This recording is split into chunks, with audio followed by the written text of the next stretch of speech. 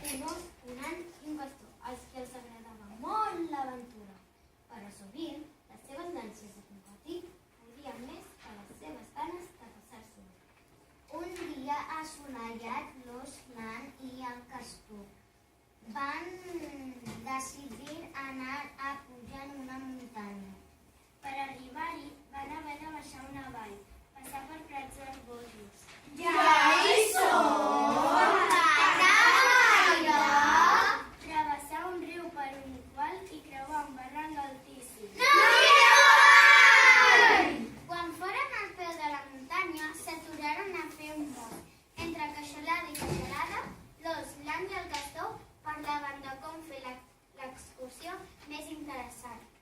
El castor va pensar que la millor manera d'afegir-hi emoció seria fer una cursa. Soc el primer! Així que feren les darreres mossegades, els tres amics comencen a córrer. La cursa havia començat. Gràcies a les seves potes tan llargues, l'ant va agafar avantatge i es posà al capdavant, però el castor i l'os el seguien de molt a prop. Aleshores, just quan l'ant havia tombat una corba del sender, un roc va caure rodolant directament cap a ell. Per sort, l'ant va saltar i el va esquivar, just a l'últim moment. Per desgràcia, havia saltat cap a on hi havia el buit. Ah! Quan el castor va arribar a la corba, no va veure l'ant. Preocupat per si havia caigut, el castor va alentir el pas per si li havia passat res. Quan l'os hi arribà, va sentir els crits de l'ant demanant ajuda. Socors! Ajuda! Socors! L'os sabia els crits fins a la vora del cingle i aleshores veié l'ant penjat a la branca d'un arbre. Amb molt de coratge, l'os intentà rescatar-lo. Malauradament, però ell també va caure. Gràcies als seus ràpids reflexos, l'ant va salvar la vida de l'os. Però ara la vida de tots dos penja d'un fil, o més ben dit, d'una branca. Els crits de socors de l'os i l'ant ressonaven per tota la muntanya. El castor retrocedir guiant-se pels crits que els demanaven ajuda fins que els va trobar. L'instint del castor es va posar en marxa ràpidament.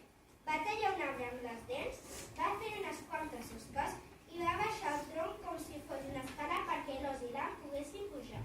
De nou en terreny segur, els tres amics coincidiria que la seva excursió havia estat una mica massa emocionant. Si volien fer el cim, havien de prendre-s'ho amb més calma. I aleshores la seva excursió va ser realment interessant. Van explorar una cova molt fresca. Tu primero, yo primero.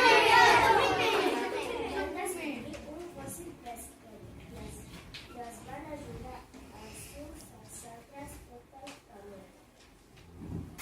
Una vegada dalt, l'os, l'ant i el castor estaven contents haver fet el cim, però encara ho estaven més d'haver-lo fet junts.